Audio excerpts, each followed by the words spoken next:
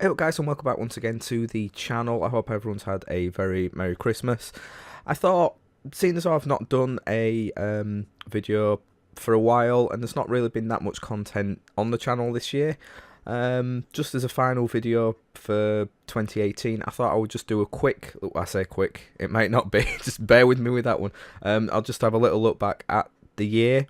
As you can see, it's quite a clickbaity title.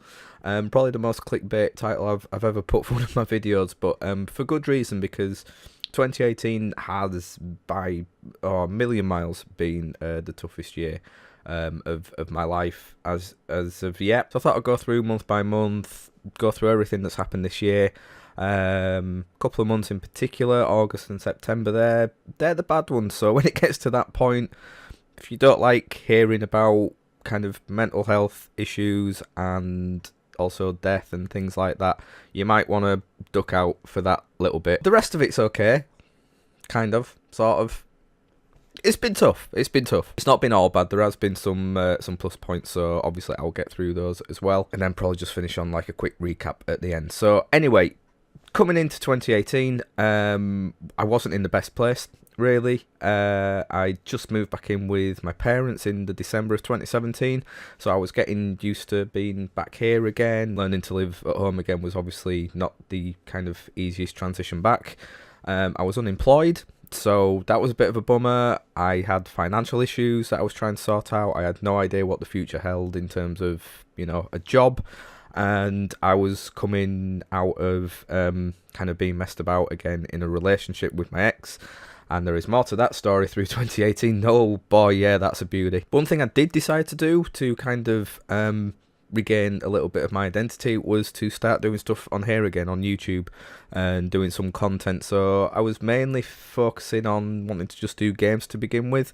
So I think I did like the Getting Over It video, did some Emily Wants to Play, and played some This Is Police. Like a few other bits, I think I did like some Q&A videos and stuff over the next couple of months, but it just felt good to be kind of back. I think the nicest thing that was great getting back into it was the people that were still around, and seeing that people were still commenting on videos and asking when I was going to be back and giving me ideas for content and feedback and everything. And that was just great. The fact that I hadn't done anything really, I mean, my channel kind of been dormant for a while, and there were people that were still checking in and still watching the stuff. That was amazing. And like my subscriber count had gone up as well, so that was pretty crazy. But that was really nice, and I started to feel a little bit like myself again, getting back into it. But obviously Charlie had moved down to Nottingham by this point, so it was just really me and Lee left up here on our own because Charlie's a dick. Clearly joking. So yeah, me and Lee were sort of hanging out a lot more. I was helping him out with his job for a week or so.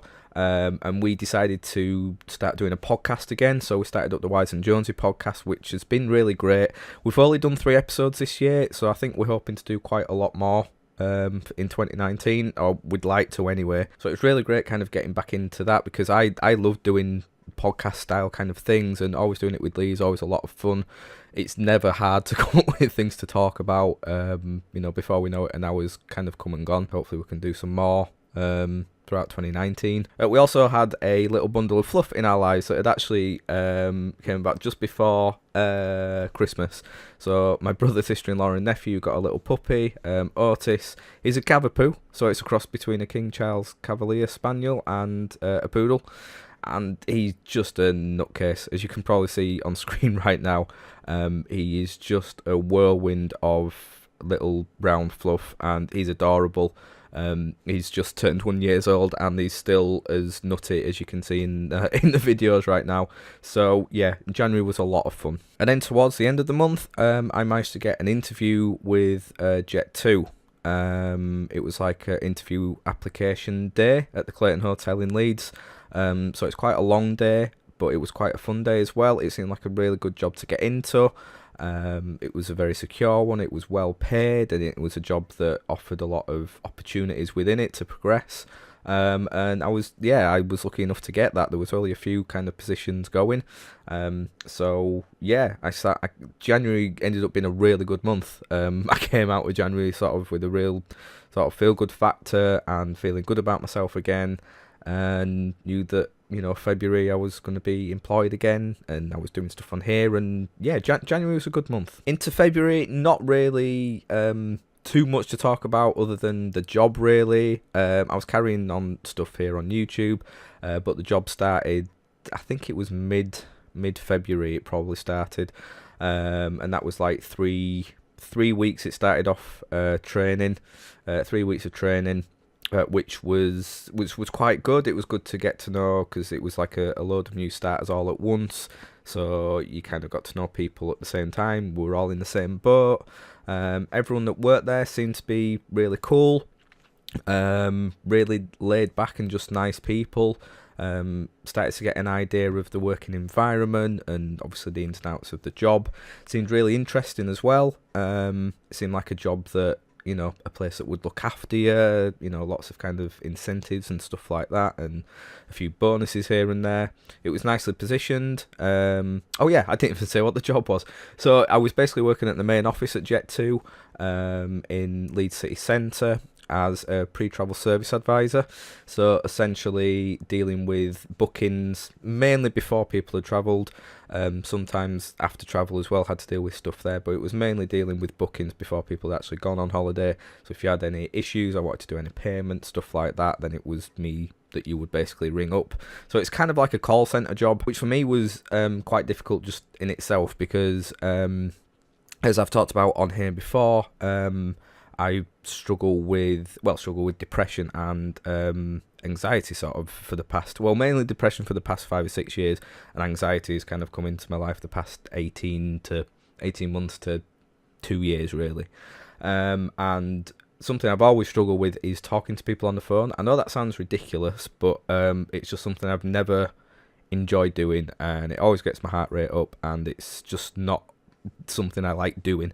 So actually getting a job where I was having to do that, as scary as it was starting it off, was actually quite a good thing. It really helped my confidence in doing it. It was a fun job to get into, and it was an interesting one. It wasn't a million miles away. I could get the training to work every day into the city centre, and it wasn't a far walk from there. And it was just nice to be back in a routine again. That was pretty cool, just instead of getting up in the morning with nothing to do, or sleeping in till like lunchtime and stuff like that. So it was good just having a daily routine again. So by the time March had come around, me and my ex had gotten back in contact again. I can't remember how that really came about. When I say we were back in contact, it was kind of rare contact, but everything was just kind of just friends, and things were kind of amicable. Like, I was still hurt by things that had happened and gone on before, but there was no need for me to, I felt at the time there was no reason for me, not to be kind of try to make it work as friends, I guess. My first gig of the year, my first music gig, was Tonight Alive, Rome and the Gospel Youth, which was at Stylus. So 3 great bands, 3 bands that I really enjoy. I've not seen Tonight Alive for quite a while, and Rome were a band that I absolutely love, and there were 3 bands that my ex enjoyed as well, so I invited along to that, and we had a great night, and things seemed fine. I thought maybe this could be alright, maybe things can work out as friends, and maybe it doesn't have to be as nasty as what it could have been sort of in the past.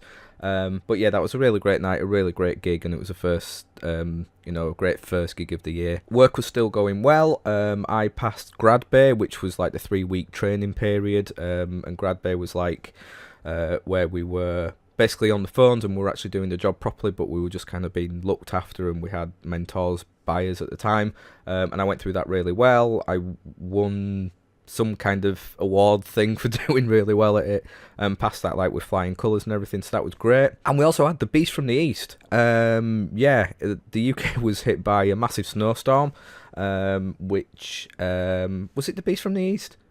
I think it was. I think that's what it was called, wasn't it? Anyway, England came to a standstill, essentially. And I've never seen Horsforth, like, literally just stop working. I went down to get the train one morning to go into work. The trains had stopped. Walking back to my house, the roads were just dead because cars were just left, essentially, were just abandoned. The buses weren't running. It was just chaos. I've never seen Horsforth like that before. So April was the first shitty month of the year. 2018 had gotten off to a pretty good start, to be honest. I was feeling pretty positive. I was in a job that was a good job to be in. I was spending time with friends and family, and I was doing stuff on YouTube, and I felt more like myself again. I was getting some confidence back that I'd really lost sort of over the Christmas period. And things were looking good. However, I did start to feel a little bit stressed with the job. I started to realise that it was an incredibly kind of pressurised environment to be in.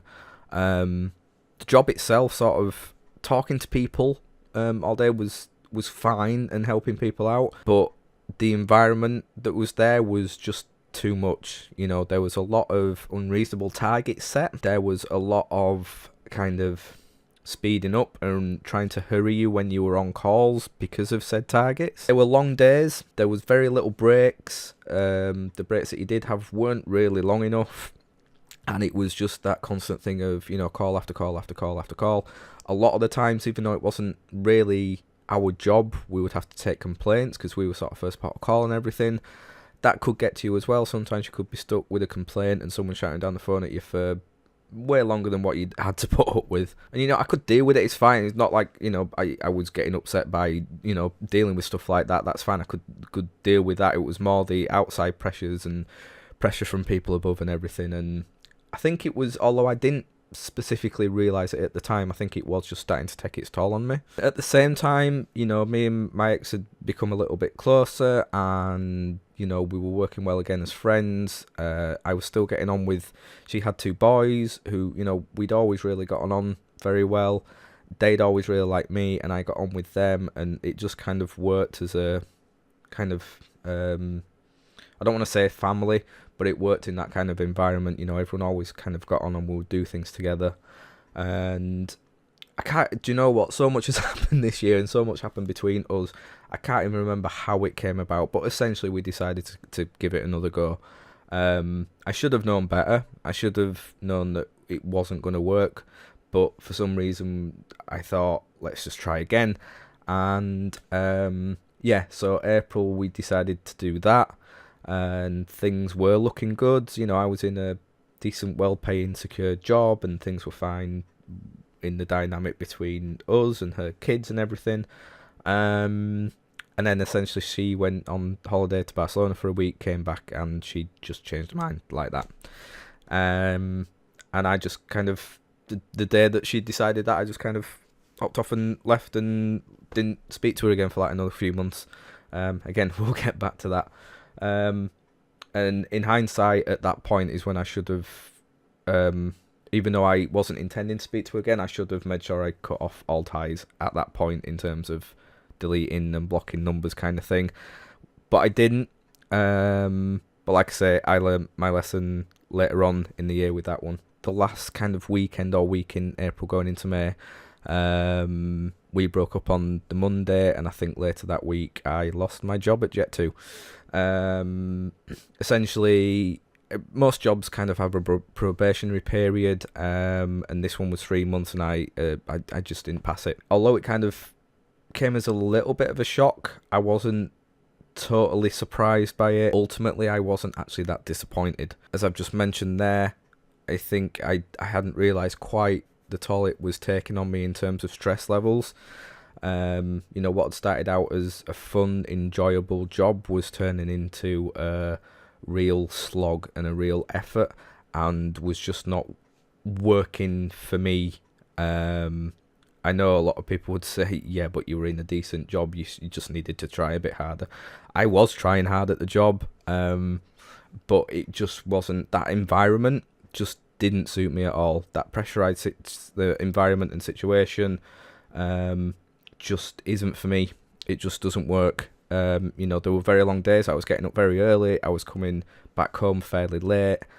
They were long days. They were long weeks, and it was quite unreasonable in terms of the pressure that was put on you from superiors and everything. And some people can deal with that, and that's fine. People like that are great. I admire them a great deal.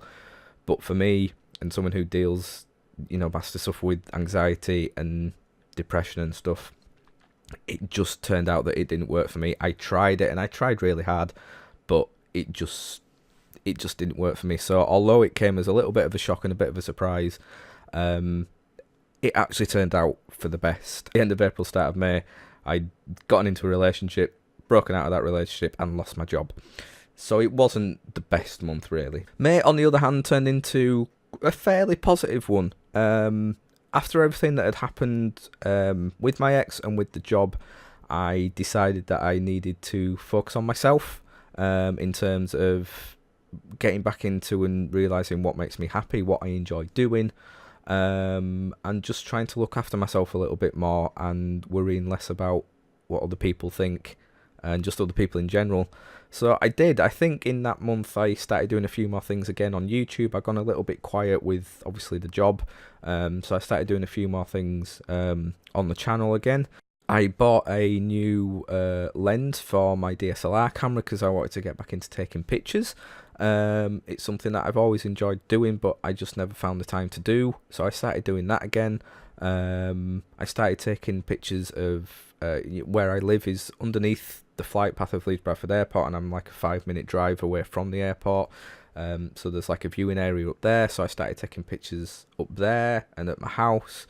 There was a week in May where there was like a military training exercise thing going on at the airport, so we had a lot of massive military aircraft sort of coming in on a daily basis several times. So I think there was like the largest military aircraft sort of around that was coming in, like I swear it was like 8 or 9 times sort of a day. I think it was a Canadian one. I can't remember. If there's any experts out there, you might be able to tell me. But that was incredible. You know, it's something that me and my mum in particular kind of enjoy, that kind of thing. So I was getting back into that and taking some decent photos and spending time with friends.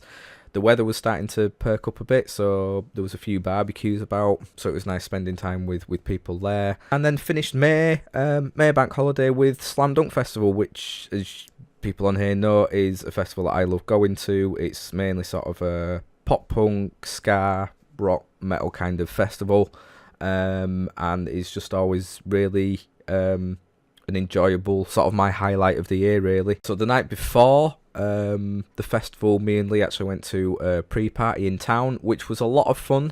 I can't remember, in fact I don't even think me and Lee had sort of been into Leeds or into town on a night out, just us two.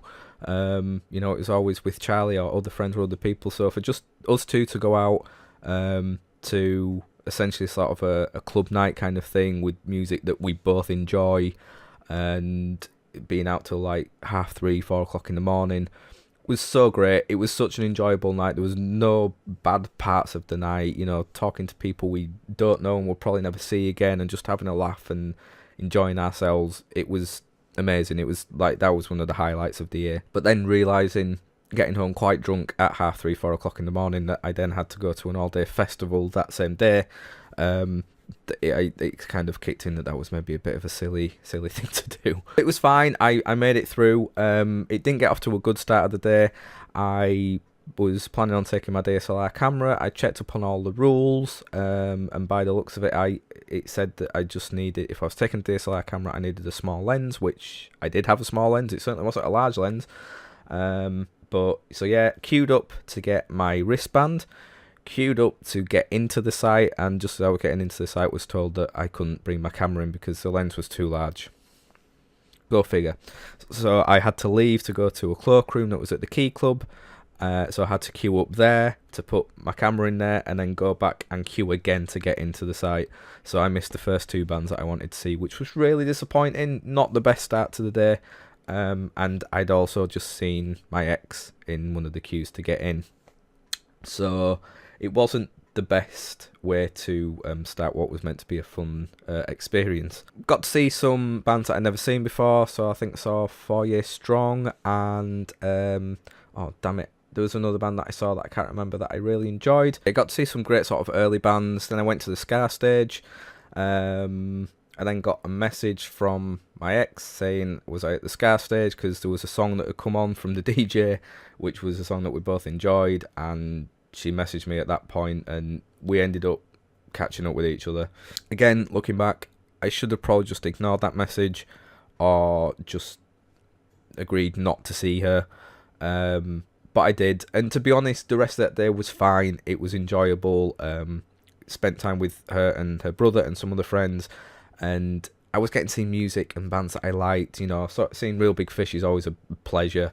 I got to see Goldfinger for the first time properly, because the last 2 times I've seen them at Slam Dunk, one time I just didn't see them at all, and the other time I only caught one song. So to see a full set from Goldfinger was my highlight of the day anyway. Got to see Jimmy Eat World, which was enjoyable.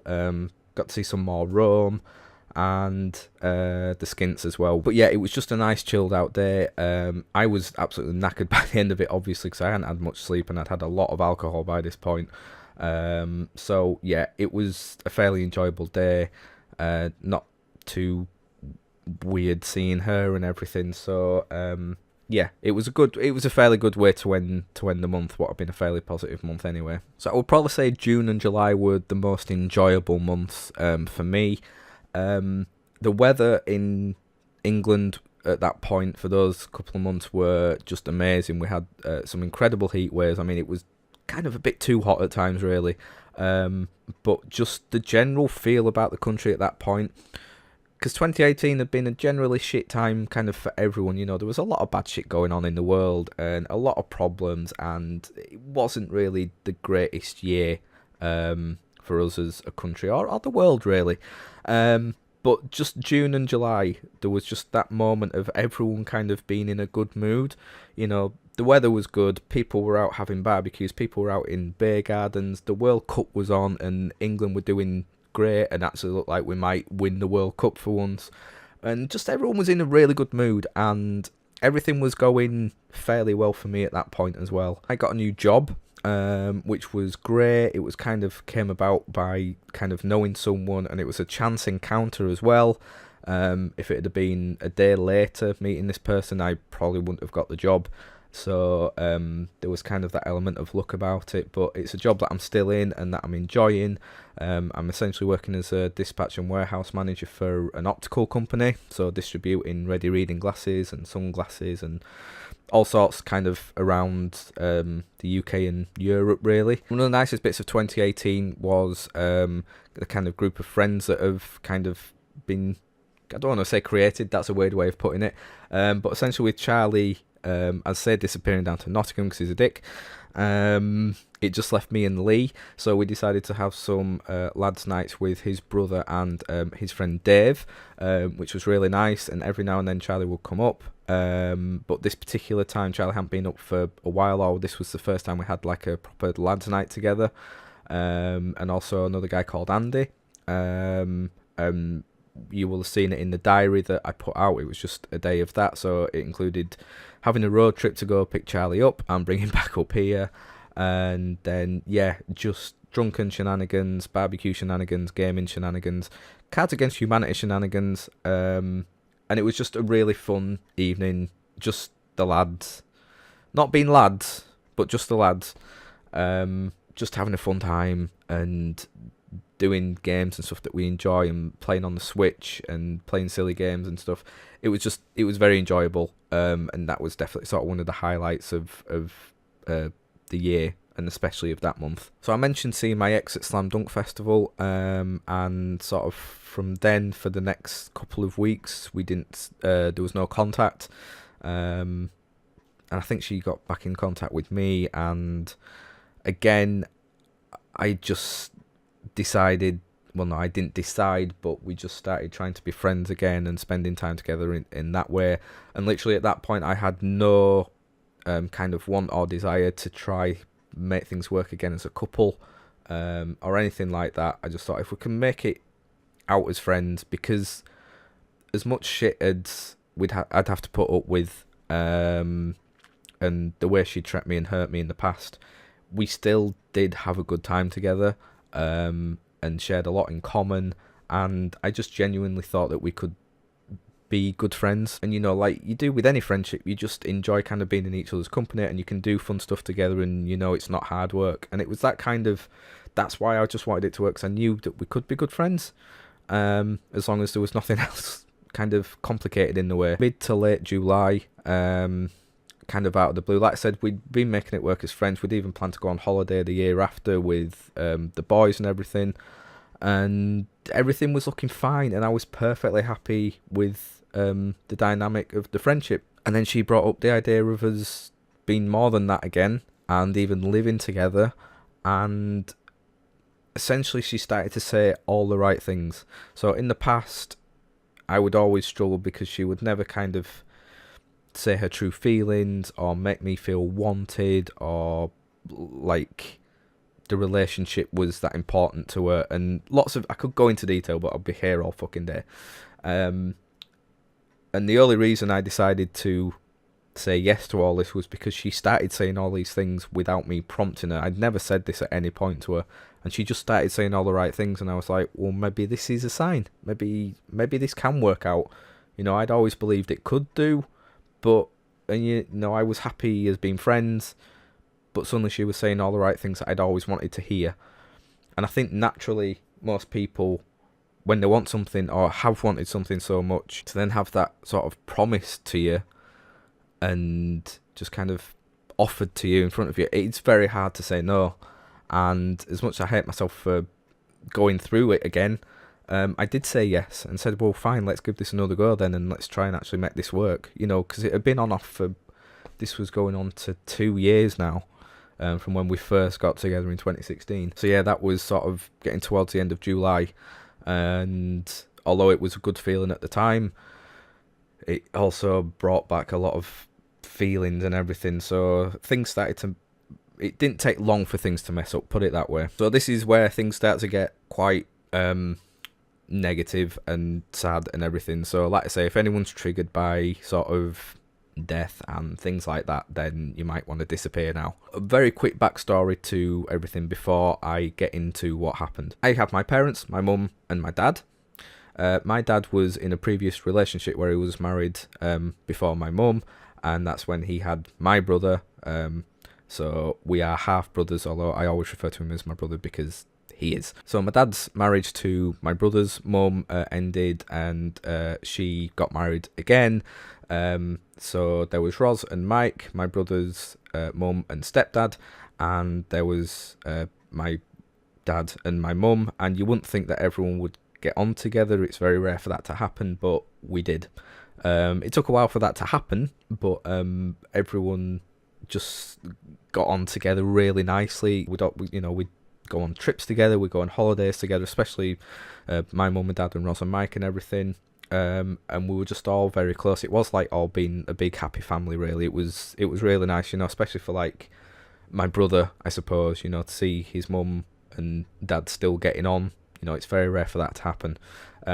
So that's a quick backstory to who people are and everything. I think it was the end of June, possibly around that time, they were on holiday together, and Roz wasn't feeling too good. She thought potentially she had a water infection and stuff. So anyway, Roz and Mike left the holiday early.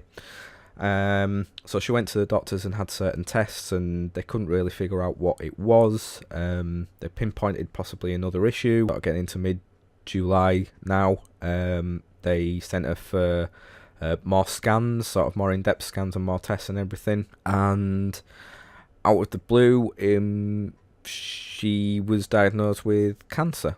And it was in 3 areas, I think. And was basically told it was terminal and wasn't treatable or anything, which obviously came as a massive shock. You know, it was very hard to hear that, because it just wasn't expected. It was just all very quick, you know. As far as we were concerned, she had a water infection, and next thing she's been told that, you know, she's got terminal cancer.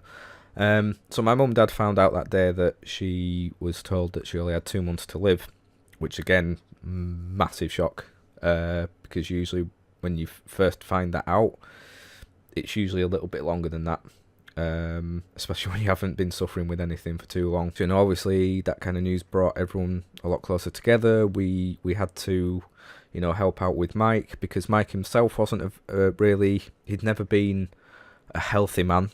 He'd always had these sort of medical problems and issues and everything, so it was that ironic thing of, you wouldn't have thought it would have been Roz to have something like that happen. I know it doesn't work like that, but of the two, you wouldn't think Roz would be the one to leave us first. We all kind of came together and tried to be as... I mean, she was amazing. To be, told just out of the blue that you only have 2 months to live. Well, she didn't know that at the time, to be fair. They didn't want to know. But to know that you were dying, she had such a positive outlook on everything and just dealt with everything and told us what she wanted in terms of funeral and everything like that. And it was just, she was incredible. She really was. So then that kind of took us into August. I had my birthday at the start of August, 3rd of August. By this point, like I say, me and Rachel were together and things were alright, although I quickly kind of realised that things weren't going to be as easy as what she'd promised and said they were going to be. We also realised that, Roz was going downhill a lot quicker than what we thought. And I think just a few days, maybe even the day after my birthday, she was taken into a hospice, Wheatfields Hospice in Headingley, which is the most amazing place with the most amazing people working there. Can't say enough nice things about them, really. And she was only in there a week before she sadly passed away. So from the terminal diagnosis to her actually passing away was actually, I think it was just over 2 weeks. So the 2 months that kind of were said were even overestimating then, and that just hit us really hard. But looking back on it, the only positive we take from it is that she wasn't suffering for too long. You see people with cancer that sometimes suffer for so long and have to go through all the chemotherapy and stuff like that. And she was put on very strong morphine and everything pretty much from the start, so we know she wasn't in pain and she didn't have to suffer for too long. So that was the only kind of nice positive feeling we could get from that. Seeing my brother lose his mum was not nice, and seeing people that you love and care about struggling is not nice. We obviously had to start getting things sorted in terms of the funeral. We were helping Mike out, and one day when my mum and dad were out with Mike, he basically started to have a bit of a funny turn, really. He suddenly couldn't walk and he was getting very blurred vision and was just seen completely out of it. And he was taken into hospital with what we thought was an infection and maybe something to do with he suffered with diabetes, and we thought it was maybe a reaction to that. So he was taken into hospital and he started to come round fairly quickly, but he was kept in because he basically found out that he had a few issues wrong, but wasn't anything serious at the time. Everything was fine, but he was just sort of in hospital a little bit longer than what we thought he would be. I kind of started to realise that things with me and my ex just weren't as plain sailing as what I thought they were going to be. She gave me another kind of speech, kind of saying, that things were going to be okay and saying all the right things again, and kind of brought me back on side. Went away on a break to the caravan with the boys, and we had a nice enough week. Again, not without its issues though, and I think in the back of my head I just knew that it wasn't going to work out, but I was still willing to try. And we got back from that break, things started to go downhill there sort of quite quickly, and then again out of the blue we were told by the hospital that Mike's major organs were basically starting to fail him. And again, just for everything that had happened with Roz, to then start going through it again with Mike, just like that, everything was fine, and then suddenly it looks like he may only, he might not have long left to live. Someone who up until a couple of weeks ago was, albeit like I said, had his health issues, but was very much alive and planning to be alive for a lot longer. It was just, we couldn't, it was like living in a dream world. Like that period of time, like basically the month of August just didn't feel real, and still doesn't, to be honest with you. It was just an unreal feeling and very hard to put into words, to be honest. I was getting ready to go to work one morning and the hospital rung and essentially said, if you want to see him one last time, you should probably come in today. It looks like he hasn't got long left. So me and my parents, my brother and sister-in-law went along, and some of Roz and Mike's friends were there as well. And that's the first time that I've kind of seen a loved one, or watched a loved one, or anyone for that matter, on their deathbed, and in the circumstances as well of, seeing someone's organs fail and what that kind of does to them. Even though they seem, or you're told that they're kind of peaceful and not in pain and everything, it's still not a nice thing to see. There's a lot of noises and what looks like kind of uncomfortable kind of situation to be in and everything, and you're just helpless. There's nothing you can do, and you're just kind of all sat there. And I wouldn't wish that on anyone. I won't wish that upon my worst enemy. To see someone that you love and care about going through that is horrible. Me and my parents and my brother and sister-in-law had actually just nipped out to have some lunch actually, and his friends kind of took over, kind of being sat by his side. It was whilst we were out that he passed away. We were just coming back, and we were told to get back as quick as possible, but before we could get to the room, he'd gone, fairly peacefully by the sounds of things.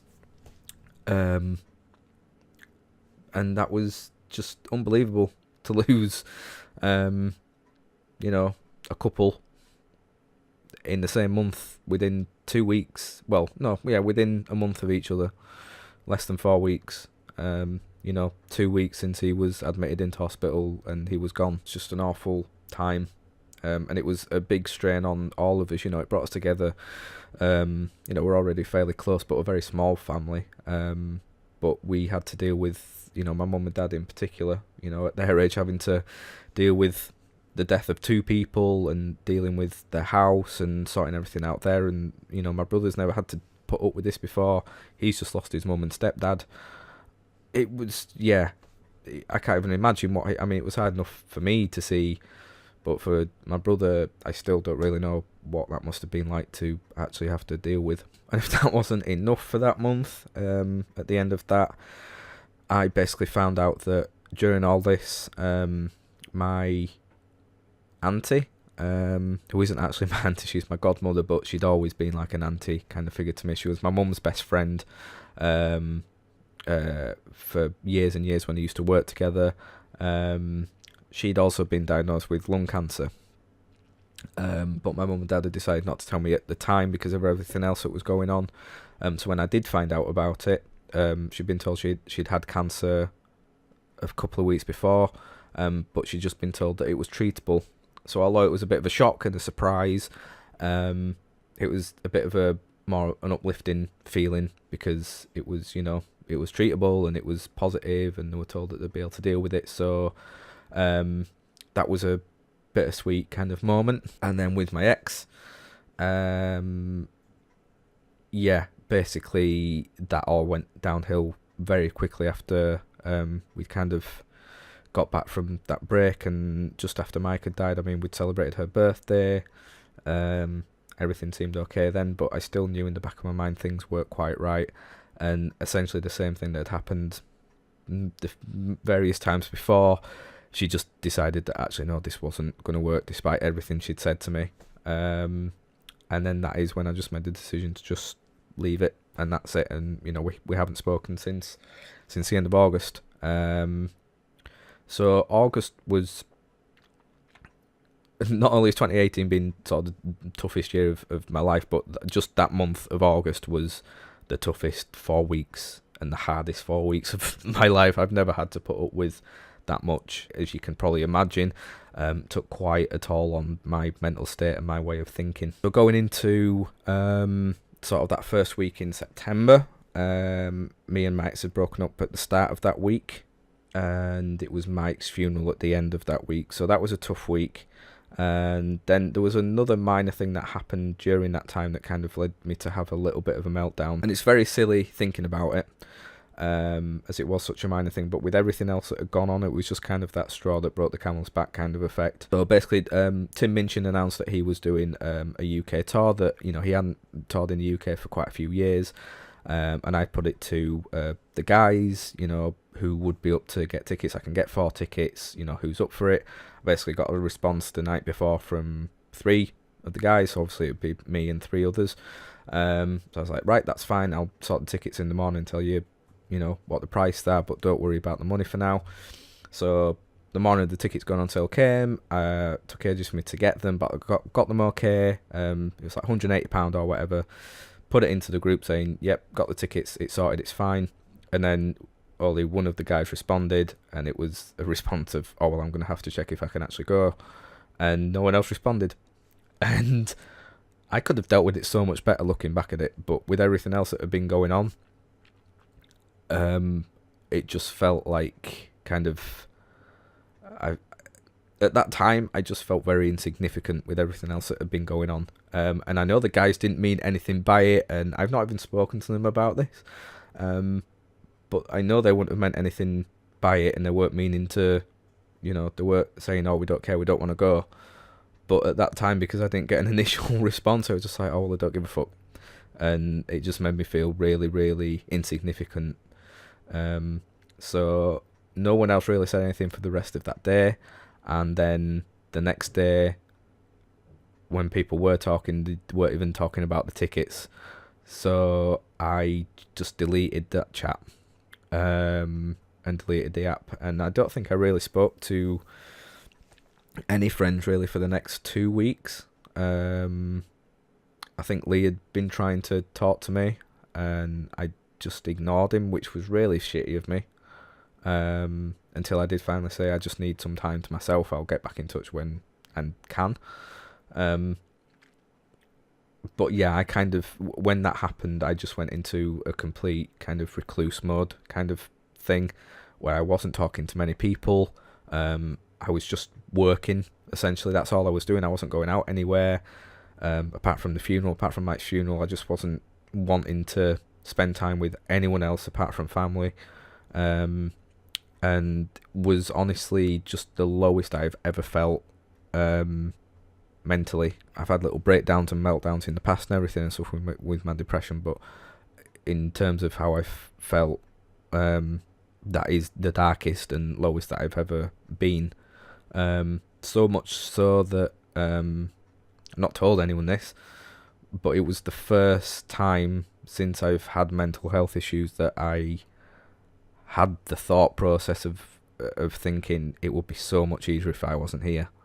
And it was just a fleeting moment. It certainly wasn't a moment where I was actually contemplating suicide. But it was just that feeling of, my God, it would be so much easier if I just wasn't around. That was a weird and very scary moment, because I've never felt like that before, you know. It's always different for everyone, you know. It's always a tough subject to kind of talk about, and I'm certainly not going to get into it now. But at that moment in time, you know, I felt the lowest of the low. I felt let down by people. I felt I couldn't trust anyone.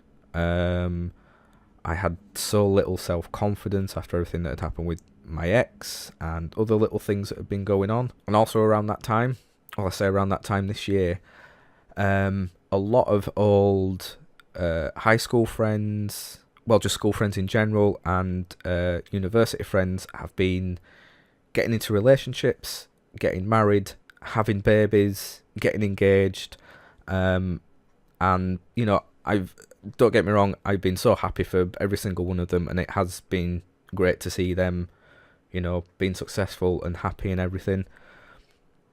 But when you're feeling like that, I think it's probably a natural way of feeling, and most people will probably do the same, but I was just looking at myself and thinking, what have I achieved at this point? Like, where am I going? What am I doing? And at that point, I just felt so worthless, and like, just nothing I could do. It was that feeling of, yeah, nothing I can do will ever be good enough for people. And that was just really shitty. But I did come out of it, and I did come back round, and it kind of started with going out. Me and my brother went to a gig. We went to see Eat Defeat, which is a band that means a lot to me. Got the t-shirt on right now. But they are a band who I first saw about 2 years ago, just over 2 years ago, and they're local guys. They're a fairly small band, but have come quite a long way since that first gig that I saw them at. But not only are the guys who I'd like to consider some of them friends, really, the way that I speak to them on a regular basis, and I go see them at gigs and everything and talk to them and spend time with them. But they are a band who a lot of their songs are based on dealing with mental health issues and very relatable real life issues and everything. So listening to their music has always been a massive help and a big help for me. So coming out of that really tough period, going to see them live, and spending time with my brother as well, which I think we both needed at that point, was just really helpful and was just really great. And they're always warm and welcoming guys. So yeah, that was just an enjoyable night out for both me and my brother, and that kind of started to bring me back round, and I started talking to the guys again, and everything was fine. We're going to see Tim Minchin again. It's all sorted and everything. But yeah, August and September, definitely ones to forget. Coming back into the real world, I guess, October turned out to be quite a decent month, actually. It was quite a fun month. So there were a few gigs. Went to see Eat Defeat again with my brother, I think, at the same venue. Went to the O2 in Leeds to see State Champs, Seaway, but I was mainly going to see Stand Atlantic. They're a great band that I kind of only discovered sort of the end of 2017, start of 2018, but they're a great band from Australia, really decent pop punk. So yeah, I was very excited to see them. That was a great performance and a really good night. Just went on my own for that one. Spider-Man had come out, I think it was actually, was it the start of that month I got Spider-Man, or maybe just before that? So I'd been playing Spider-Man, that was great fun. Red Dead Redemption 2 came out that month, which was a lot of fun and just the most amazing game, but that's another thing for another time. And it was Halloween, and for Halloween I was invited to a party at actually my ex-boss's house, with Lee and Meg and other people that I knew and other friends and everything. I didn't come myself in the most glory that night, I must admit, but it was such a fun night. Hopefully there'll be pictures and videos on right now, but everyone got dressed up, everyone got into the proper spirit and everything, and it was just a really, really fun night. Then November was a weird one. November had sort of both my highlight of the year and yet another really shit part of the year. So as I mentioned, whilst everything was happening with Roz and Mike, my auntie was diagnosed with cancer, but we were told at the time that it was treatable and it should be okay.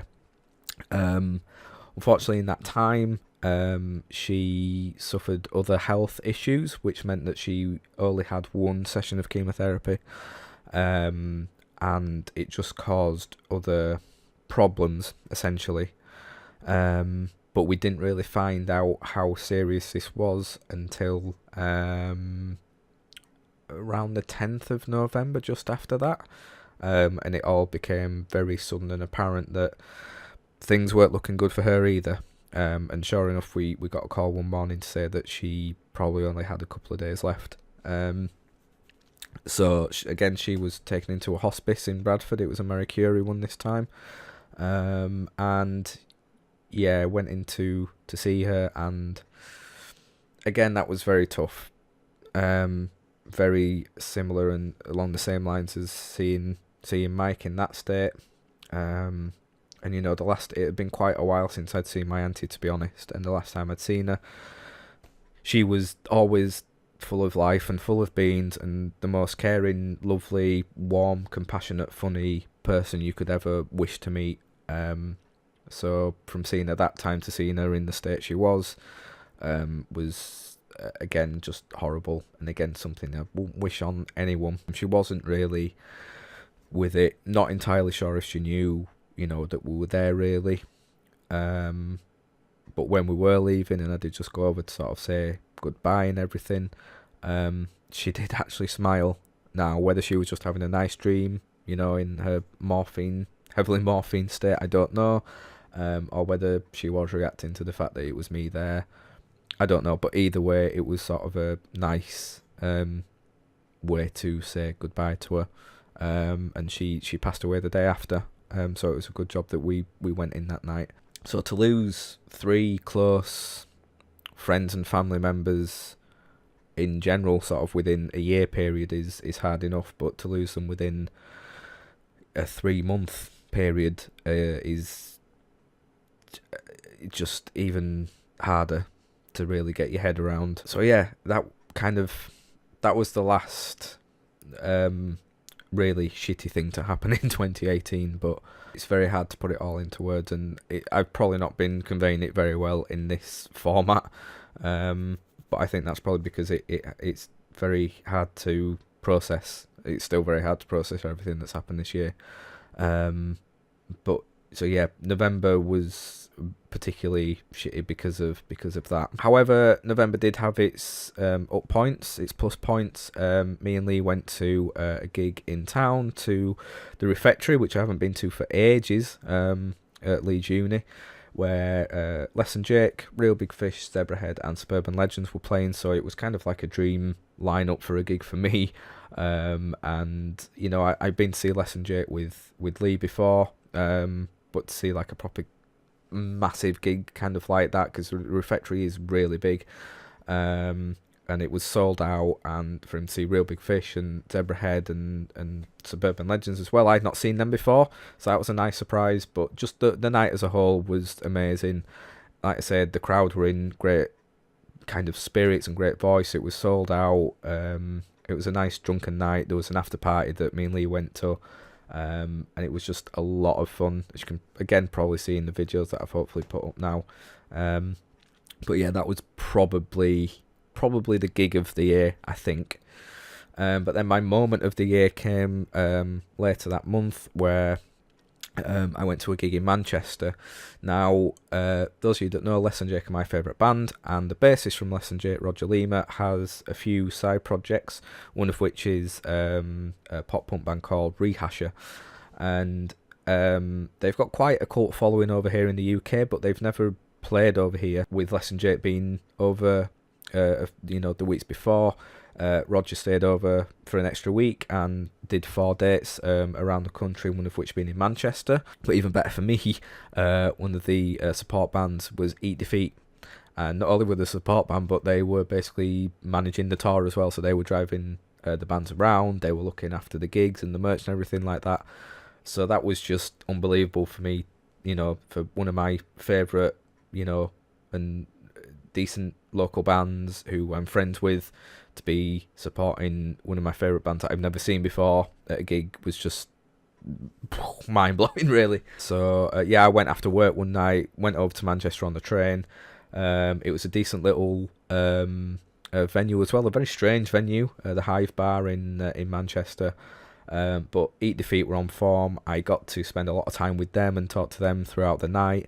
Rehasher were amazing. Roger was fantastic. And the whole night was just brilliant. It was sold out as well. There were some great other people there as well, some nice people. So not only did I get to see all that and speak to people, I also helped kind of clear the stage a little bit afterwards and help the Defeat guys take all the equipment back up to the van. I was spending time with them. I then got to spend time in the green room. I got to meet and speak with Roger, just on a one-to-one basis. I've had my pitch take with him before and met him, but to just be hanging out with him, proper just chilling out with him, getting drunk with him, was the most surreal moment of my life. He's someone who I've looked up to and idolised since I was 10, 11 years old. To be doing, if you'd have told me that, back then, that at the age of 28, I'd be chilling out with him and stuff, I wouldn't have believed you. So that was just, everything about that night was just surreal but amazing and heartwarming and just the best feeling. It was just nice getting to hang out with the coolest guys. It's just something that's going to stick with me for a long time. After the year that I'd had, I just really needed that. December started off with a 24-hour gaming marathon with Lee for charity. It's something that he's always kind of mentioned and talked about, wanting to do a charity stream of gaming. And then sort of a couple of weeks before, he'd said, right, he's definitely going to do it, and asked if I'd help him. I, of course, said yes, I'd love to. So I took my computer and PC and equipment over to his. We set up in his front room from 9 a.m. on Saturday the 1st of December through to 9 a.m. Sunday the 2nd of December. We were just playing games and did a stream for the full 24 hours. No one fell asleep. I nearly fell asleep. But it was amazing. The amount of support we got from people, the people that got involved, people that, not only supported us through the charity and donating, but people that were just like on stream, just being there and talking to us. Meg's brother coming over with like a care package in the evening, with like drinks and nibbles and snacks and stuff. It was such a great experience. It was such a fun experience, and it's something that we said we'd want to do again, and we probably will looking at doing again next year. We smashed our target. I think the goal was like £150, and we raised just short of 300. So that was amazing. So people were really, really generous there. So that was a good way to start the month. Went to see Sponge at Temple of Boom in Leeds. I went with my brother. I wasn't expecting to see Sponge this year, and at the last minute they announced a Leeds date, so getting to see them was fun. That was a great gig, a really great night. They were on top form. They just seemed to keep getting better and better. So that was a lot of fun. Went to see Ross Noble a couple of weeks ago with my mum and dad at Leeds Town Hall. I've lost count of the amount of times I've seen him live, but he just never fails to disappoint. My mum and dad really enjoyed it. It's the first time they've been to see him.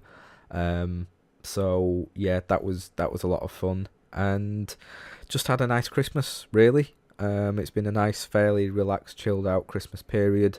Sort of spent some time with friends, mainly spent time with family, and that's where we are now. There's a few other little bits that I've probably missed out from this year. Like I say, I couldn't go. I mean, I've gone on long enough already. I wasn't planning on it being this long, but it's been a long, tough year. But other little bits that I've missed out. I've got into NFL for the first time, into American football. That's mainly down to Lee and Meg and Charlie. But Lee said, get yourself a team and then you can get into it this year. So I chose the Minnesota Vikings, and they just happen to have had a fairly decent year. They're actually playing tonight, so I'm hoping to get into the playoffs. But yeah, I'm surprised at myself how much I've gotten into it. Leeds United have had an amazing, second half of the year has been amazing. This season so far, under Marcelo Bielsa, we're top of the league at the moment.